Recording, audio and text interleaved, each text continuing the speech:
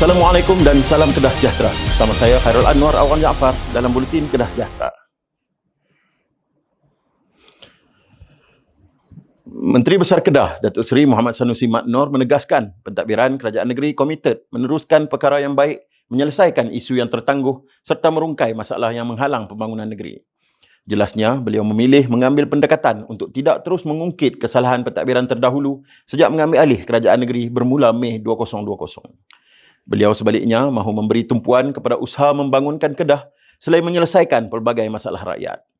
Bagaimanapun, pihaknya terpaksa mendedahkan beberapa perkara yang berlaku sebelum ini berikutan pihak pembangkang berterusan menyerang dan mengkritik pentadbiran negeri dengan maklumat yang tidak benar.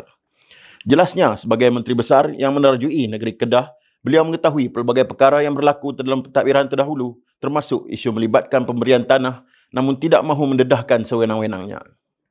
Tambah beliau, Kerajaan Negeri tidak pernah membezakan fahaman politik rakyat dalam penyaluran bantuan dan kebajikan. Sehingga kini, Kerajaan Negeri di bawah pentadbirannya telah membelanjakan 21 juta ringgit bagi program bantuan beras sejahtera, 11 juta ringgit menerusi dana tabung Tengku Mahmud serta 30 juta ringgit untuk program iKafalah yang memberi bantuan khairat kematian kepada rakyat Kedah. Sebanyak 170 ekor lembu korban diagihkan ke seluruh Kedah sempena sambutan Hari Raya Aidiladha melibatkan semua 36 Dewan Undangan Negeri Kedah dan 15 Parlimen di negeri ini. Menteri Besar Datuk Seri Muhammad Sanusi Mat Noor memaklumkan kesemua lembu berkenaan merupakan sumbangan dermawan yang prihatin bagi membantu golongan fakir miskin serta masyarakat yang memerlukan. Menurut beliau, setiap wakil rakyat termasuk ahli Dewan Undangan Negeri, ahli parlimen, senator, penyelaras DUN menerima 2 ekor lembu untuk dibawa pulang ke kawasan masing-masing bagi tujuan ibadah korban. Beliau berucap demikian pada majlis penyerahan lembu sempena Aidiladha 1447 Hijrah di Seri Mentalun. Menurut beliau, agihan itu turut melibatkan pasukan keselamatan termasuk polis dan tentera sebagai menghargai jasa mereka menjaga keamanan negeri. Pegawai masjid di negeri Kedah diseru agar terus memperkukuh peranan sebagai pemangkin pembangunan sosial, pendidikan dan kesejahteraan masyarakat selaras dengan cabaran semasa yang semakin kompleks. Pengerusi Jawatankuasa Kepenggunaan dan Kos Sara Hidup, Belia dan Sukan Negeri Kedah, Muhammad Radhi Mat Din menyarankan pegawai masjid perlu bergerak seiring dengan perubahan zaman dan memanfaatkan pelbagai medium termasuk media sosial bagi mendekati masyarakat, khususnya golongan muda. Beliau berkata demikian ketika merasmikan Mesyuarat Agung kali ke-34 Persatuan Pegawai Masjid Negeri Kedah PPMK Cawangan Kota Star di Masjid Muhammad Iskandar, Wan Tempawan.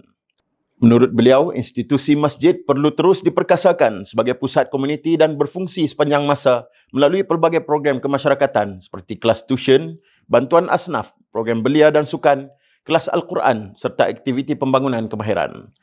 Beliau turut menegaskan bahawa pendekatan dakwah yang berhemah, mesra dan penuh kasih sayang perlu diterapkan bagi menarik lebih ramai anak muda mendekati masjid serta mengukuhkan hubungan mereka dengan agama.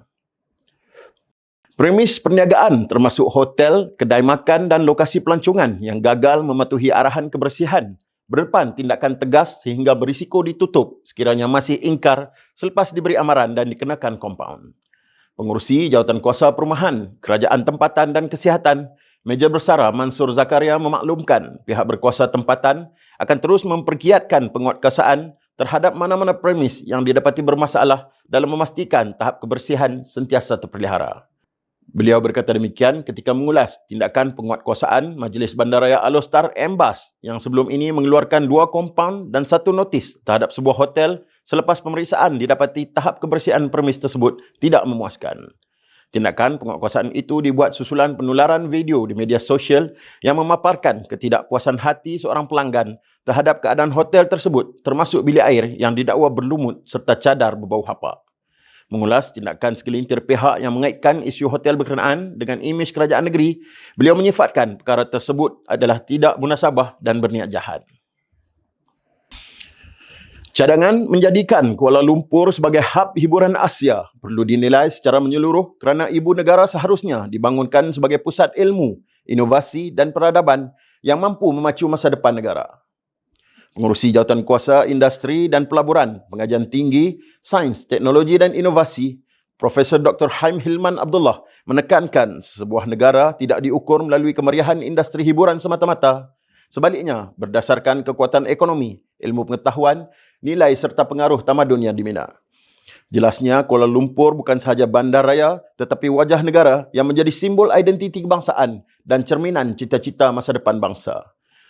Kedudukan strategik Kuala Lumpur di tengah-tengah rantau ASEAN dengan lebih 680 juta penduduk memberi peluang besar kepada Malaysia untuk muncul sebagai pusat pertumbuhan ekonomi dan intelektual serantau.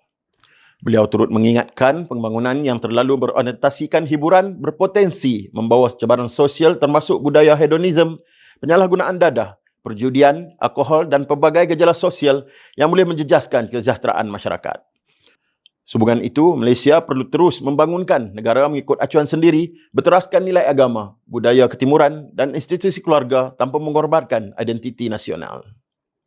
Baru-baru ini, Menteri di Jabatan Perdana Menteri Wilayah Persekutuan, Hannah Yeoh, memaklumkan Kuala Lumpur bersedia muncul sebagai hub utama industri hiburan serantau menerusi komitmen kerajaan mengurangkan kerenah birokrasi serta mempercepatkan proses kelulusan acara bertaraf antarabangsa.